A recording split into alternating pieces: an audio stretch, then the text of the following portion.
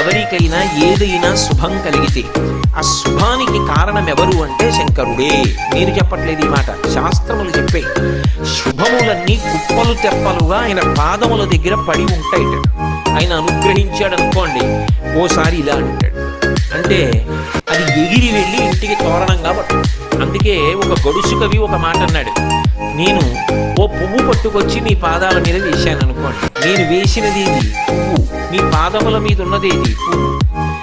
నేను ఒక పువ్వు పట్టుకెళ్ళి మల్లికార్జున లింగం మీద వేశాను అనుకోండి, పరమ ప్రేమతో వేశాను అనుకోండి, ఆ పువ్వు ఓ ఏడాది తర్వాత నా ఇంటి మనవడం. నేను ప్రేమతో వేసిన పువ్వు 2 ఏళ్ల తర్వాత నా ఇంట్లో మనవరాలు. నేను ప్రేమతో వేసిన పువ్వు నేను కట్టుకునే ఒక ఇల్లు. నేను వేసిన పువ్వు నాలో కలిగేటటువంటి భక్తి.